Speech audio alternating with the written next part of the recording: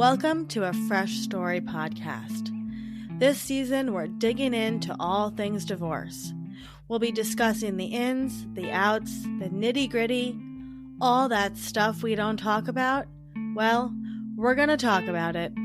Join us for everything you've always wanted to know about divorce, but were afraid to ask. Remember, you're not alone. Let's dive into divorce together.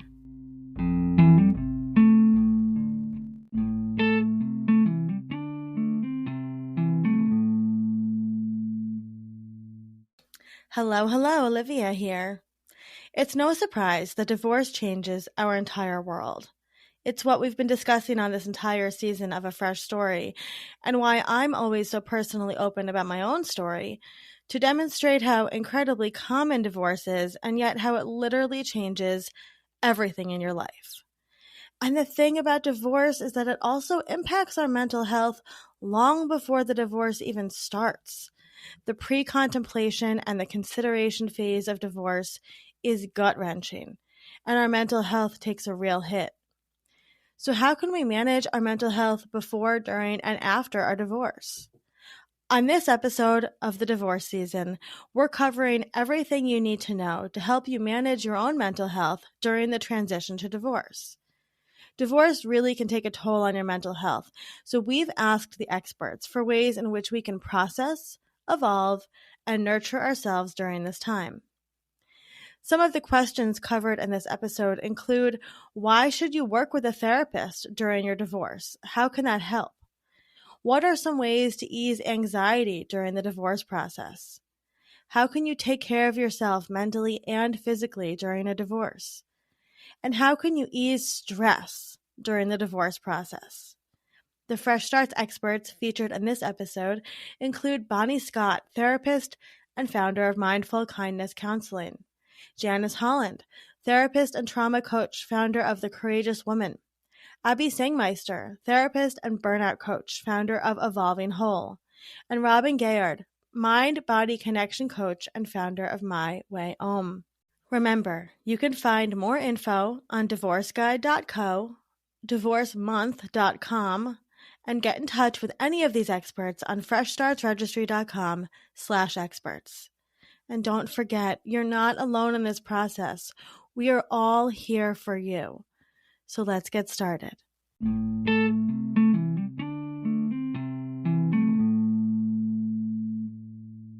Hi, everyone. This is Bonnie Scott. I'm a licensed professional counselor in San Antonio, Texas. Okay, Bonnie, we have a question for you here that we get a lot from people. And I will say personally, when people come to me to say I'm considering a divorce or I'm going through a divorce, this is literally the first thing I always tell them is to go talk to a therapist. So why should somebody work with a therapist during a divorce, and how can it really help them in the process? Would love your thought. Yeah, I want everybody to see a therapist. Obviously, there's a lot of us and we're all excited to be on your team. But I think sort of the main reason it might be a good idea to work with a therapist is because that is a person who is unbiased and is ready to really actively listen to what you're saying, and from that help you determine how you really feel and what you really want and what direction to go next. So a therapist isn't a person who's going to tell you what to do, but they are going to be on the road trip in the car, listening and helping you figure out what direction to take. And so when you're considering or are in the middle of a divorce, there's a lot of feelings, right? It's a confusing time, and you deserve a place where you can talk that out without worrying that it's going to come back on you in any negative way, and that you feel confident that you're moving forward in the direction you want to go. Yeah, I love that. And I think it's such an important, like you said, a person to have, because when you are going through a divorce, your lawyer is not going to provide any of the emotional stability that you need, right? And, Right. you know, and divorce coaches are great in terms of strategizing and parent plans and all of that. Wonderful. But a therapist is really going to be there for the long haul. Mm-hmm. And I think like that's really important. So can you talk a little bit about how therapists can help you from kind of point A in a divorce to all the way post-divorce and beyond? Yeah. So, I've worked with clients in the questioning phase. And there's some therapists that even specialize in that, right? It's called discernment counseling, to help couples determine, is this really what you want? Do you want to work on this marriage, or is it over? And either way, let's make a plan that supports both of you. So it can go from there to, I'm really angry because my attorney is getting involved in this and that, or their attorney is being a real jerk or whatever. Okay, stay here and be angry. And then you don't have to have that in court, right? In front of a judge.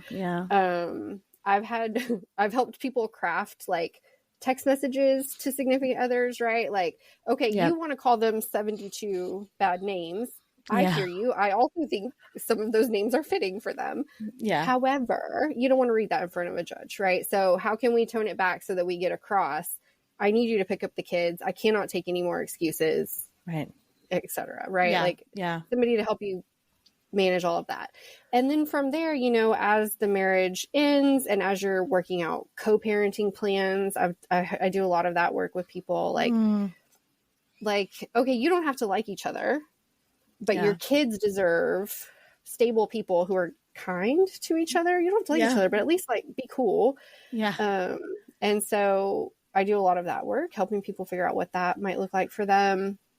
And then as they're coming into new parts of their lives, right? Do they want to date? Do they want to stay away from dating for a long time? Do they want, you know, just to like move in with their girlfriends and eat cheesecake? Fine, whatever. To how to take care of themselves. Yeah. Right. And that I would love that. I would love to move in with my girlfriends and eat cheesecake, for anybody listening. Right? Yeah. Yeah. I mean, who wouldn't? But yeah. This is what the Golden Girls have promised us, and I'm ready. Manifesting that. Exactly. But it's, you know, therapy in the long term is really about healing. Yeah. And so if you're with a therapist from the start of a divorce, that person has watched you wrestle with some big stuff and struggle with some big things. And they can take all of that information and connect it to other parts of your life and help you really come to a place where you feel healed and whole.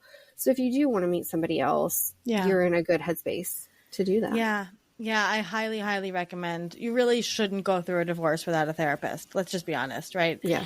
Yeah. Yeah. So this is a question we get a lot, and it's a logistical question, but if somebody has never used a therapist before and they're like, okay, Olivia says, go find a therapist. I'm going through my divorce. What do they say when they call you or email you? Like, what literally do they say? So usually, if I get a phone call or an email from a client, they often will say, like, I am new to this and I don't know what to ask, right?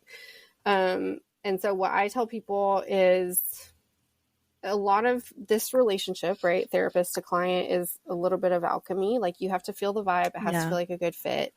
And just be asking that therapist really straightforward, you know, like, how do you work with clients? And if I have a decision that you don't like, what are you going to say about it? You know, just really sussing out. Do you take my insurance? Does the schedule fit? Right? There's logistics and there's emotional fit. And, you know, a good therapist will be screening also, right? Like if somebody contacts me and it just doesn't feel right for me, it's okay for me to say, like, I don't know if I'm the therapist for you. Let me help you find somebody that is, right? Here's a few names that I think might be a better fit.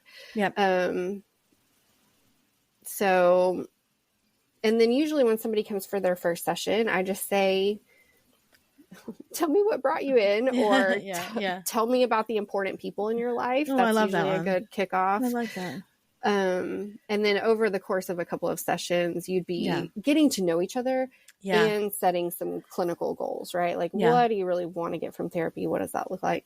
But, you know, the metaphor I used earlier about being on a road trip is exactly what I tell people about therapy. I love that. You are the driver. I am the passenger. So I don't control the speed. I can't grab the wheel and steer. That would be unsafe for both of us. My job is to be like, hey, you missed a turn. You said you wanted to go that way. Or I know that we're headed east for 72 hours, but also we might need to take this detour, right? I'm never going to control the plans, but I am an active participant in the trip. I love that. I love that. So if anybody's listening to this and they're like, you know, in that dark place of divorce, what would be some just wise words you could impart to them? I would say now is the time to trust your instincts, right? Your gut knows, and you can trust that. And, you know, best case scenario, this ends with everybody feeling good and like this is the right decision. Worst case scenario, somebody's going to say ugly stuff about you, or it's going to get acrimonious, or it's going to be really tense, but you're going to make it through it and you're going to get what you need at the end. Amazing. Thank you so much, Bonnie.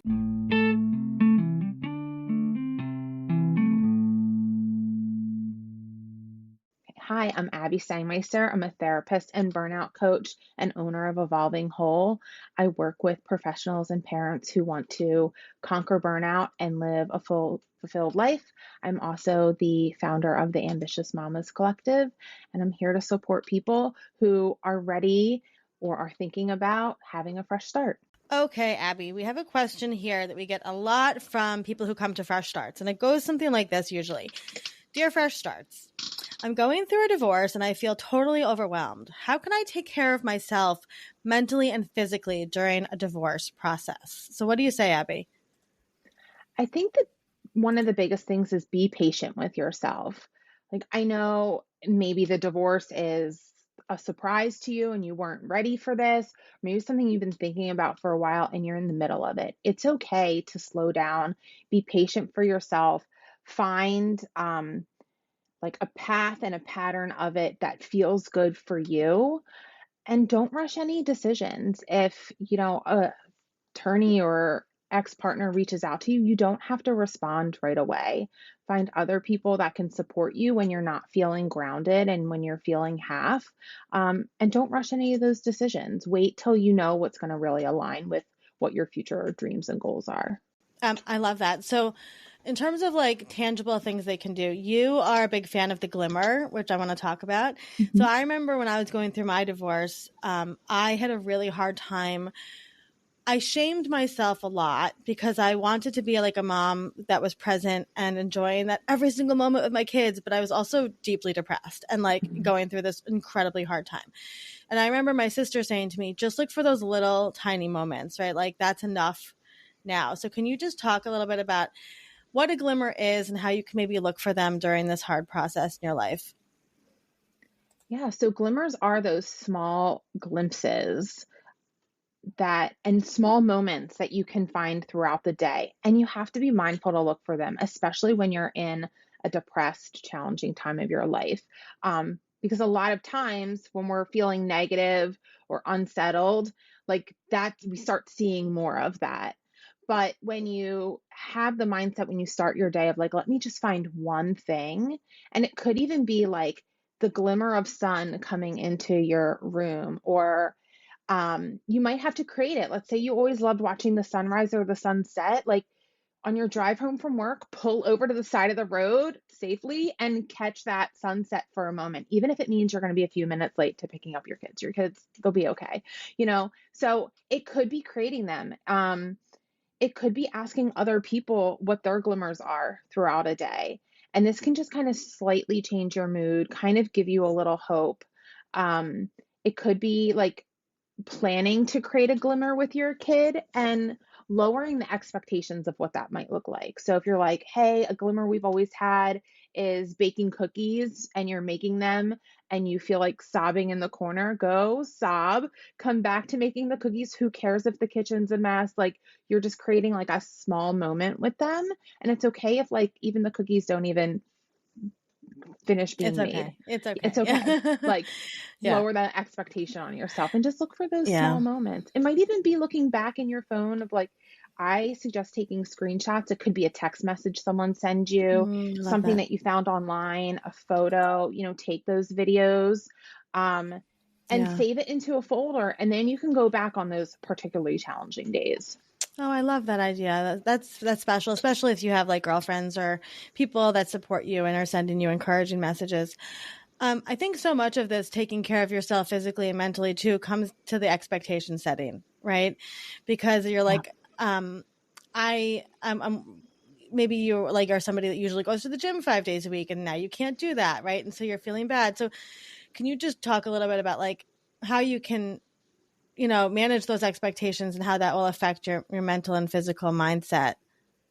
Yeah. So this is a season of life you're in. It is not going to be the season forever.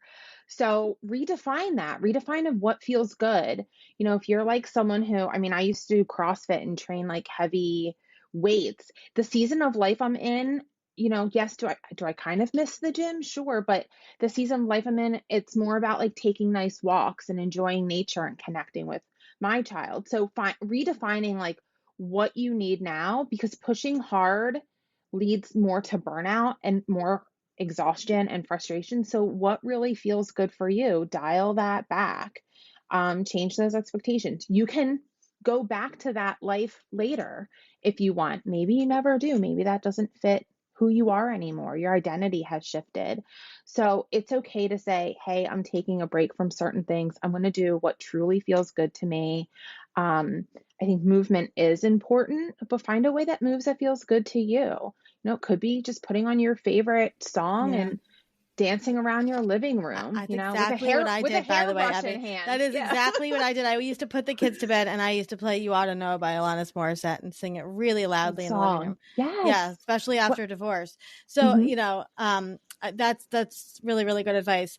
If somebody's going through a divorce right now, Abby, as a burnout coach and therapist, what would be some wise words you could just like impart to them? It's okay. It's okay wherever you're at in this moment, today, whoever you are in the past, like it's okay. And give yourself permission to be however you need to be right now. Um, If you need space, if you need more time, give yourself permission to take days off from work. Give yourself permission to like not go to certain holiday events. If that doesn't feel good, you can change traditions. Like, I think the biggest thing is it's okay wherever you are today. It doesn't mean you're going to be there tomorrow or in the future. I love that. And can you just, before we let you go, talk really briefly about the way that any ways you can support people, you, Abby, going through this? I know you have your free networking group, but also your calendar reset, any way that you can support like kind of avoiding that burnout during divorce, working with people. Yeah, so the work that I do, I have the Ambitious Mamas Collective, which meets every other Thursday right now for an hour. It's just a space to come and connect for those self-driven moms out there who want to thrive or are thriving and just want to connect with other moms. Some of it could be for resources, some of it's for support. Share your wins, share your struggles. I do have a calendar assessment, which is just a 30-minute session with me where I look at a snapshot of your calendar and we talk about some things that we can tweak and how to make more space for you to have time to look for glimmers, to have time to just be and to take a breath. And then there's the one-on-one calendar reboot, which it digs a little bit deeper and we look at one specific day and I give you all the strategies and techniques to really create your ideal day. And this is for any profession. I've worked with professions across the board. So if you're a teacher, if you're in the healthcare field, whatever field, I think there's definitely ways to create your ideal day. There's also one-on-one coaching with me, which we can work on burnout, work on post-divorce, post-identity I was changes. going to say that I think that the big piece here is Yeah, identity shift, and I feel like right. you hold the space really beautifully for people who are in that middle of the shifting identity. And I think Right. even like looking at your calendar through an identity shift is really, it's something that's so silly to say, but it's very emotional, right? To like adjust your calendar as you're shifting that identity. Right, because and we all think like, oh, I know how to schedule myself, but are we, like we just say yes to everything sometimes, especially when we're in the middle of a transition. And that's the time where we need even more space. Even when you're like, wait, I really want to launch into something, we need to have some type of balance in Yeah. there. And we are trying to figure out like who am I now and who do I want to be? Because part of that is you had a vision of what you thought life would be, Yeah. and either you're choosing to shift it or it's shifting because of other circumstances. So you need that time, and you need like Yeah. a safe space to be able to talk through that and have someone that's not within your circle who sees you as they've always seen you. And you're like, but I don't want to be that person. Or maybe Yeah. you've always been the rock for everyone and you're like, Mm. I don't want to be that. That this is like working with me, you know, a therapist or a Yeah. coach is a great space to say, I can just give it to someone else and like Yeah. I can hold the space for them, and you can Yeah. just show up and be yourself, which sometimes is hard to do in your real life, but we teach you then how to kind of show up that way. Yeah, it's so funny you said that. I worked with a friend, actually, she's one of our experts during my divorce. And I remember in the first session, she literally said, hand Mm-hmm. over this trauma to me. I'm going to hold it for you Yeah. so you can Yeah. heal. And it was like, what a mind blowing moment, right? To have somebody there to support you through that. Mm-hmm. And I will say too, like going through a divorce, I think I love this idea of the calendar too, because I know when you're going through a divorce and you're talking to lawyers or you have to craft an email to your ex-husband, that can take the entire day out of you. Like, right. Yeah. So you really need the support to say, like, your calendar right now might be that, like, yeah, on Monday, you literally are going to email your lawyer and you might be burnt out from that for the next 6 hours, and that's okay. So Mm-hmm. I love that you support people in all of these identity shifts. I think that's amazing. Yeah, because you need that space, like the time before and after to, you know, ground yourself and then like celebrate the fact that Yeah. you did Process that. that. And you Yeah. also need to process it. And, you know, there's probably some people, some of the listeners out there who are like, but I don't want to give you my stuff and make that like heavy for you. I'm like one of those people. When I first started working with a therapist, I was like, I feel bad. Like, I don't want to dump all my, Yeah. but that's like Yeah. what we're trained to do. That's the Yeah. space. So don't feel bad. Like, give it all to us. Like, we want it. We want to hold it for you. So you don't Yeah. have to carry all of that weight around, so you can breathe. I love that. I love that. So if anybody's listening and they would love the support, you can go to Fresh Starts and find Abby. And Abby, we adore you. Thank you so much for this wise, wise wisdom today. Oh, thank you for having me. I hope everyone just finds some space and patience with themselves. I think that's the biggest piece to move forward.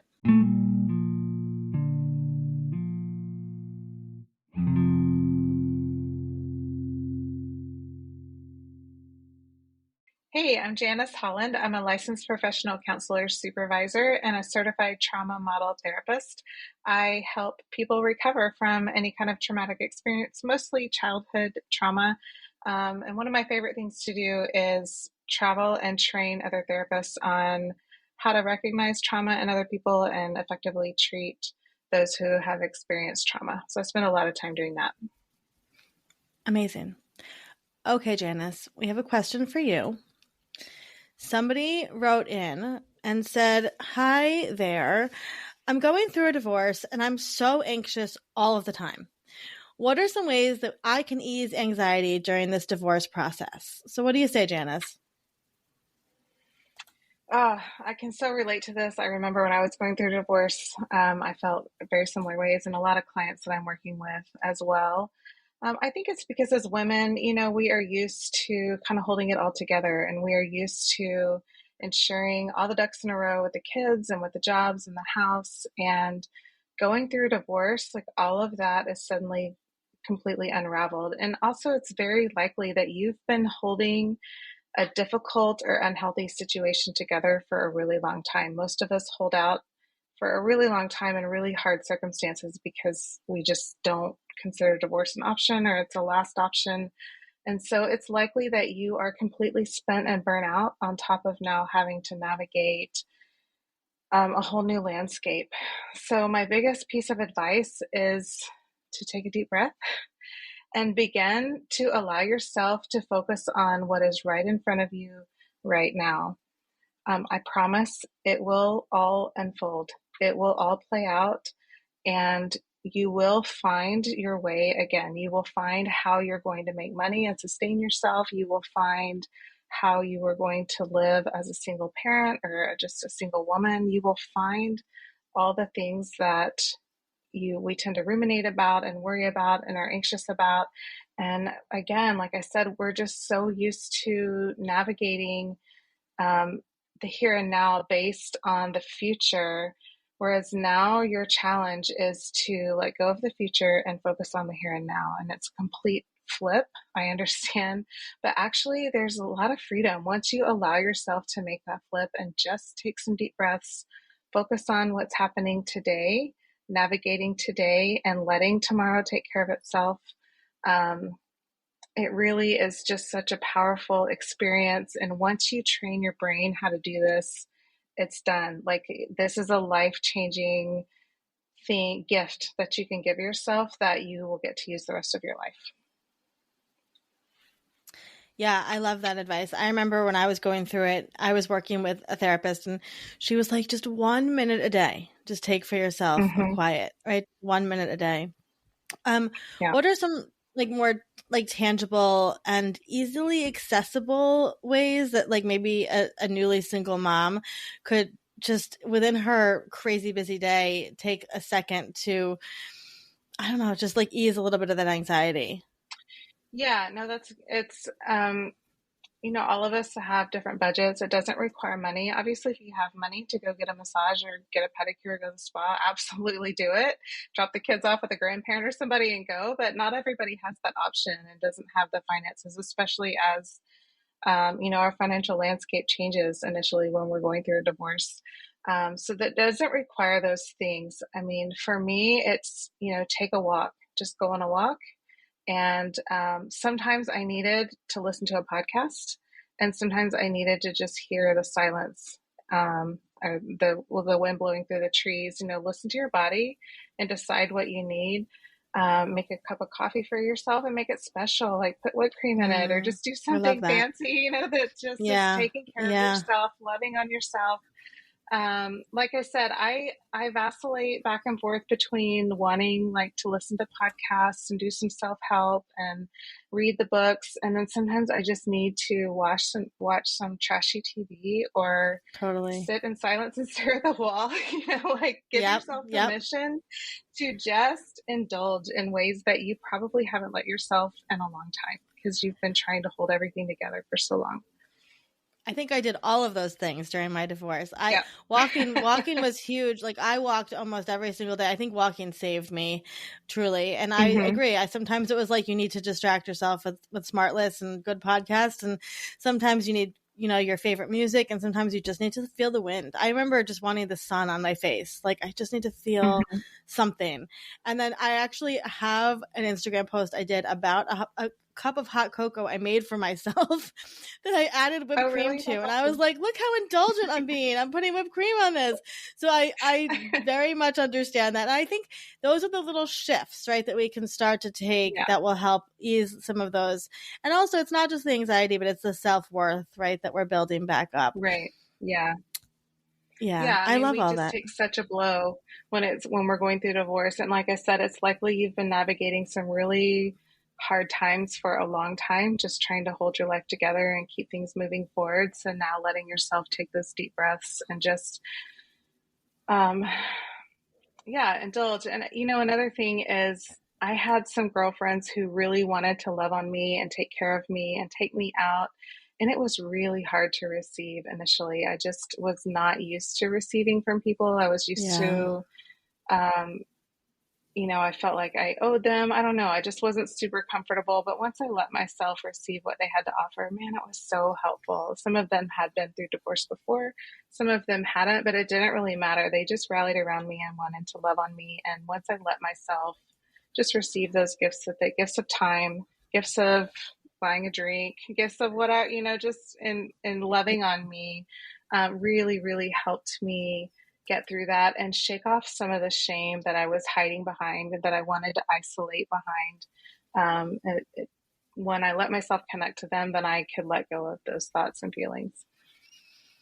And before we let you go, is it okay also if somebody just needs to float for a while and like not feel all the feelings? Like maybe they can process at a later point?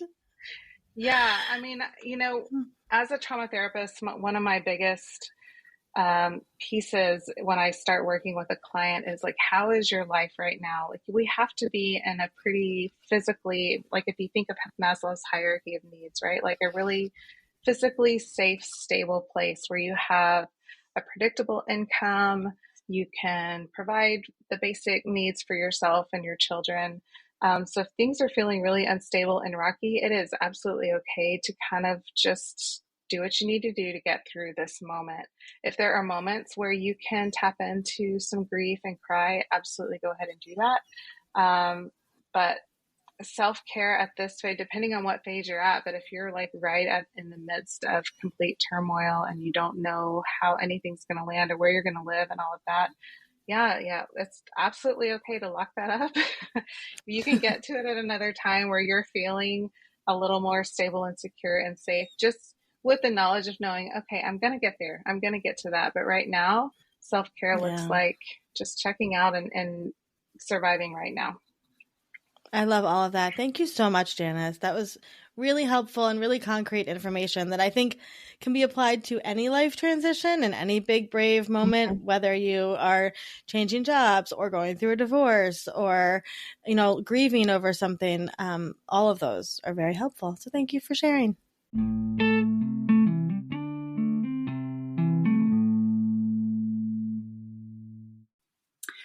Hi, I'm Robin. I'm a mind-body connection consultant and coach, and basically I help people understand that through nervous system regulation, you're actually ascending and learning how to sustain the fullest expression of who you are. Okay, Robin, we have a question for you today. This is something we get asked a lot. How can you ease stress during the divorce process, which is pretty much built on stress? So what can we do? How can we de-stress a little bit during this process? Excellent question. And I love how you used, or this caller used, the word ease stress, because I think ease is a really important and valuable word and emotion to focus on. I think when you're going through a divorce or any kind of separation, the moment that you're changing the lifestyle, like the moment that you're actually doing the decision, is really you're beginning to, like, the world is seeing the wake of something you already knew going on inside of you, which is that you needed something different. You and your partner at this point in your journey together needed to move apart. So it's going to take time to rebuild your foundation. And so if you can look at that from a place of ease and have perspective, right? Take the bird's eye view or the penthouse view of, okay, this is hard, but this was a decision that I needed to make my life better again so that I can better myself and build a more solid foundation. So it's temporary. And, how I take care of myself and how I remember that I'm kind of it's time to enjoy the journey and not focus on the destination mode of life. I think there's a lot of opportunity to experience ease, even in the moments that are so triggering, right? And if it's triggering you, it's still inside of you, right? So there's always this stuff to work through you. But deep down, you did make a decision kind of at the soul meets body level to have a shift in your life and shifting is hard, right? There is stress, but stress is the perspective I take around stress when I work with clients is that it's really the emotional response you have to the stressor, to what's going on in your life. So if you can be empowered and come from an embodied place or perspective when you are choosing how you're handling your emotions during the moments of healing through the triggers and working through the rebuild, then I think you'll kind of you'll be able to soften the blow, or at least kind of be in the dance of the 80-20 rule of, right, having days where you're like, this is a day where I dipped down to like 0% charge in my battery, but I took this, I meditated, or I went to yoga, or I called a friend, or I sat down and ate a meal, right? And I got my charge back up, and I was conscious of that. And so then there's like expansion and ease in the recognition of like, okay, my habits and choices going forward, if I'm present and conscious of them, then I can move with more grace, with more ease, and kind of see the wisdom in all of what's happening. And I think if it's okay to say, I read a report recently, which was such an interesting, it was so interesting. Okay, so there were about 5 or 6 data points on a graph, and it showed the data with each point. And they were big life moments that people go through. And and it was around like happiness. So one of the things was divorce, and the other 4 or 5 were maybe considered happy moments already, like childbirth, marriage, whatever. And what was interesting about this data is that every example except for divorce had a kind of climb toward happiness at the moment that it happened, and then a dip. But with divorce, the graph trended toward a dip down and then a rebound that had happiness trending higher than all of the other like I love that signs. And I just thought, like, in a snapshot moment of like, well, and it's not specific to divorce so much as it's like we go through pivotal shifts in life that are opportunities to expand and evolve or not. So we can choose it or not. We have free will. But for the most part in divorce, I think particularly if you have children, you are forced to challenge yourself, to do things differently than you did before, to work through your emotions, to witness yourself, but also practice and model resilience in like really hard but expansive ways that like over time, and after 2 years, 5 years, 10 years, you really are a different person, potentially, in a completely different career, which, the career and the new relationship thing usually go hand in hand, right? You're kind of so grounded, so embodied and established in who you are now. And then you've got the match partner wise. So you've got like the next phase of your life, of your journey with another person that's more of a match to the elevated new version of yourself. And so then you can sustain that. And so, thinking about easing stress in the minute to minute, that practice of like, it's kind of zooming in and out, right? That practice of like, this is temporary, but I can control my emotional responses to what is going on by the choices and the habits I have.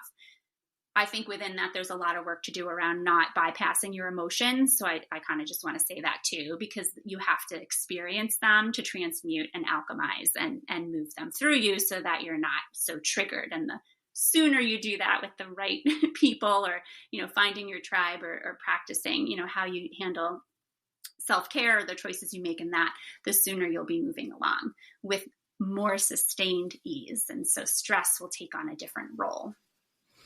I love that. So could you give us some just like really quick examples of, if you are listening to this and you are like a single mom going through a divorce, the days are crazy, you know what it's like.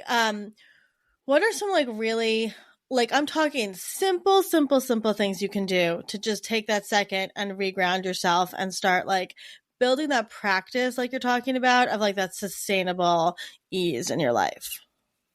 Yeah, great question. And I say this from a lot of experience as well. I think prioritizing sleep is like super, super important. So that's like one example. Like everybody needs to go to sleep early and sleep well. So I feel like you're talking directly to me, but yes. Okay. Thank you, Robin. Yes. Like, it's hormone health, circadian health. It like kind of diminishes like the stress level or the stressor level within the household. But I think also I think food, it was a trigger for me around like wanting to feel joyous around meal times, but there's behavior flare-ups in the kids, and then like crankiness, and nobody likes the dinner. And for me, like for such a long time, I was like, I have such a trigger around dinner. So how do I do dinner differently? We all need to eat, but no, there's a trigger here. So for a while, whatever you can do without losing your value system, I did, and I'm going to just expose myself here. I just let my son eat in front of television and ate by myself at the table, and I had peace. Yep. And like an opportunity to be in a parasympathetic state, right? Parasympathetic state. So I could really rest and digest and assimilate the nutrition of the meal that I was eating, and not feel like mealtime was like a sympathetic dominance trigger for the nervous system. So, I did that. And then he was happy with his TV time and food time. And then he was more easygoing about like finishing the food I made, or understanding that this is the dinner we have. We're not gonna, this is what it is. And, you've got to like eat as much as you can. And this is the situation. But so it was a win for him while he was being nourished. And it was a win for me while I was being nourished. And it's, it still bristles me in terms of like, oh, family dinners and like that time around the table. And it's like, but you know what? We needed to do it that way to get through the hard time. And I think like having forgiveness and like remembering again that everything is temporary, and that you really want all like, it's mealtime. There can't be stigmas around food, like everybody needs to eat and be nourished. And then you circle back. You just circle back to the table and it works. That was one real example that I would give: prioritizing sleep, making mealtime like nourishing and peaceful, having ease. By the way, I did the same thing. I just want to add, we did the same thing. And I think now that I'm talking to you, I wonder if there's a piece of this for single moms, especially, that your family, quote unquote, just changed structure and you're trying to calculate that, right? And so for me too, and my kids were little also, and I was like, let's sit around the table and eat, and like nobody wanted to be there, right? And so I think that there's a part of that that's like trying to like reclaim your family for yourself, and that's just not going to happen in that moment. And I remember like literally sitting there at the table waiting for my divorce lawyer to call. I wasn't eating, they're fighting, and I did something which, again, now that I'm talking to you, I'm realizing it all played together. I had a very hard time eating, right, in those moments because I was so stressed. So what I was doing was binging at 12 o'clock at night. Then I wasn't sleeping well. So I really love this kind of like deconstruction of what we know to be like, this is mealtime, or this is, maybe it's relaxing at home time, right? Mommy needs to go to her room and it's okay for the kids to play on their iPad and watch TV or whatever. Because when you're going through these kind of traumatic events, you need to do anything you can to like find that quiet time. Otherwise it all falls apart. Yeah. I think my third example along the lines of what you're saying is like kind of the 80-20 rule. Like if you could get your days, because that's enough, right? 80% of like neutrality or ease is enough. And if you're noticing that your days are like 30-70 or like 20-80 in the other direction, what I mean is like there's energy drain, everyone's exhausted, the negativity is palpable, the stress is beyond in terms of like you can't even see a glimmer. You're missing the glimmers. And I think with children in particular in the household, energetically, it's like they're reading you and they're more sensitive to that. So if you're just like frustrated and sighing and crying, or you have to create new habits and choices that sustain the neutrality, that sustain a sense of joy, wonder, and peace and comfort in the household. Like there has to be peace in the household. And then you start to cycle back. And so I remember asking myself, like, feeling like, okay, this is the same table and we had a family dinner construct and now it's hard for, my son and I get it. And I had to say, well, I really value, time together and I don't want to lose that. And if we don't do it that way for mealtime, like how could I bring in the time that I value in another way? And so we started doing so after dinner, there's no more TV. We still do it this way with the TV. And we never did iPads. I'm pretty like low tech. I kind of keep it simple, but, and we used to color and we used to build and we used to have this yoga ball that we sit on and we do like really tactile things. We'll hum, we'll sing, we do like vagal toning, we train the core. I have a foam roller and we like balance on it. We would like time each other to see who could like do it longer. And just like co-regulation stuff, like making sure that we were just making eye contact, having time laughing together. So it's almost like the clock stopped and it was like, and I embedded homework into that too. So that I tried to create homework as like still working on it, like a fun time. Me too, Robin, me too. Yeah. And then we had our like couch reading time and wonder time. So I feel like that was such a great thing to build in because now for like almost 2 hours every night, we still have that time. So I feel like, okay, in terms of like building quality time where we can spend time together and feel ease and be in this like clunky transition phase of life, but it is our life and everything is temporary. I don't want to rush through it. And that would be, I guess, the next thing I would say is that realizing that it's like, it is a temporary phase. But back to the like, now you're in it's about the journey, not the destination phase.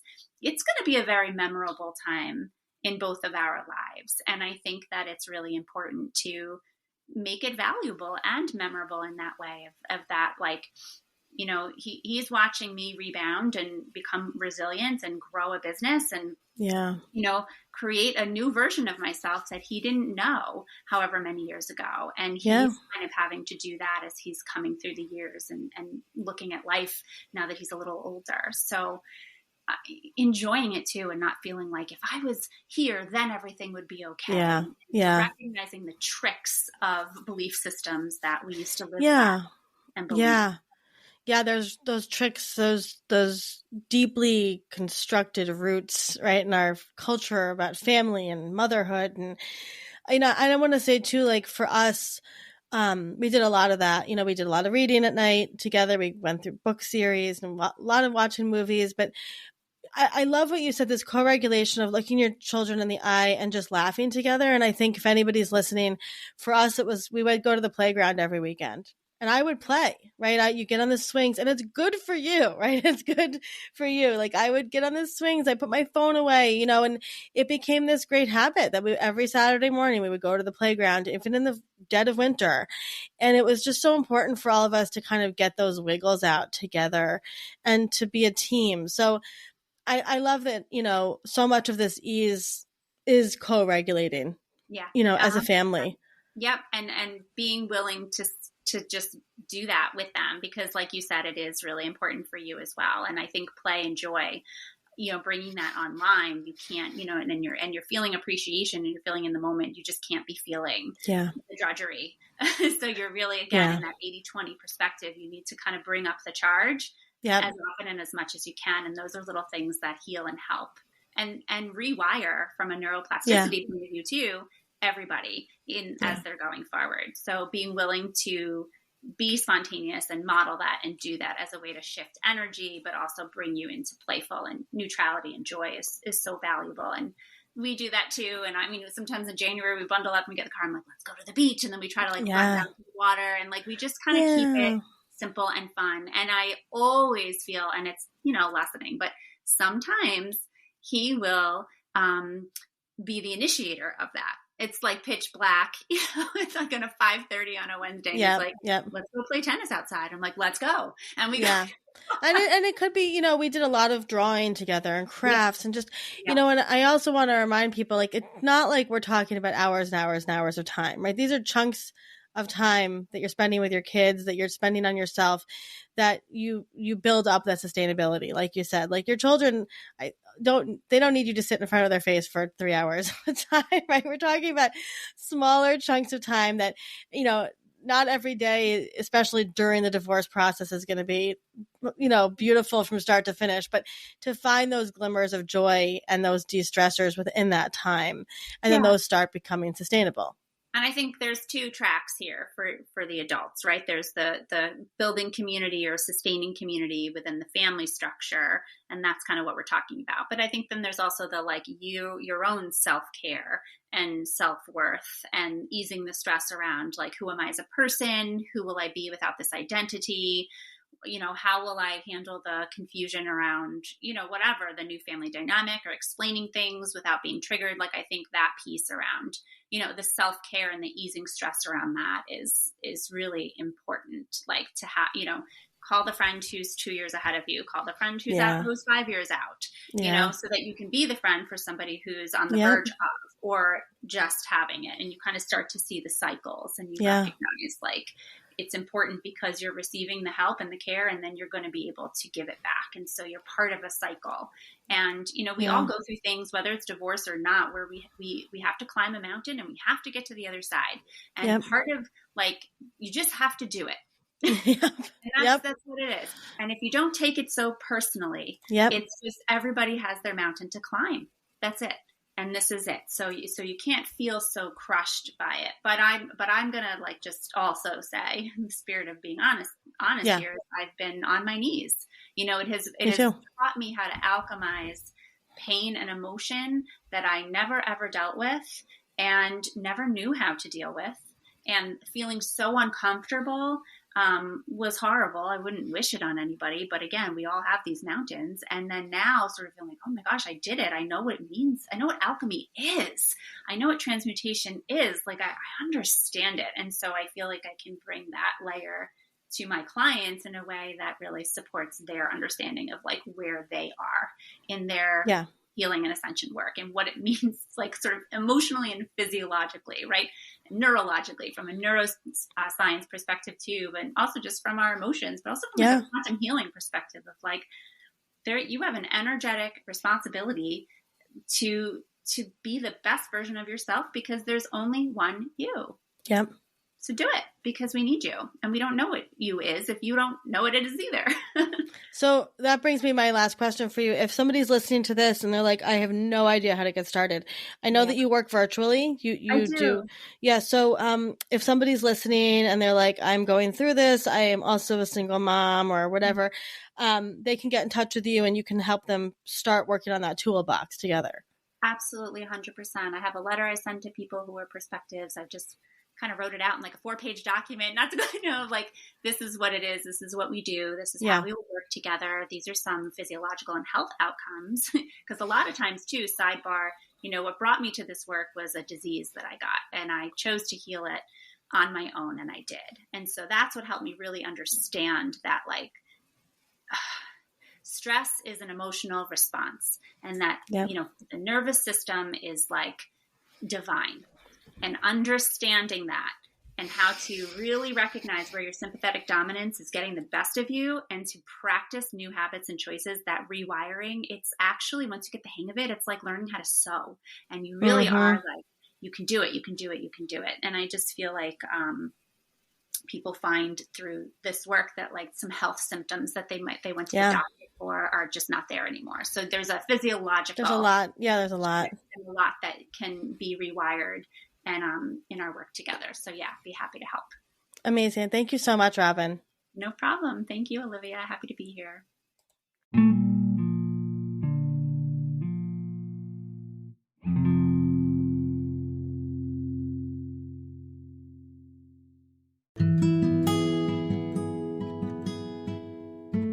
As always, we want to remind our listeners that while we strive to provide accurate and helpful information, we are not medical doctors or mental health professionals. We want to remind you all that the information shared in this podcast is not a substitute for professional advice.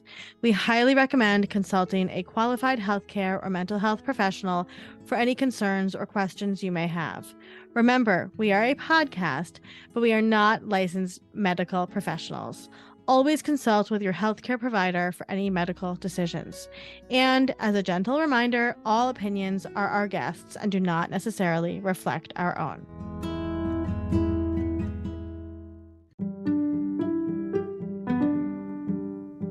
Thank you for listening to today's story. We're always here and we're so proud of you. A Fresh Story is produced by Fresh Starts Registry, the first and only platform for everything you need to begin again. You can read the show notes and learn more about today's episode at afreshstory.com.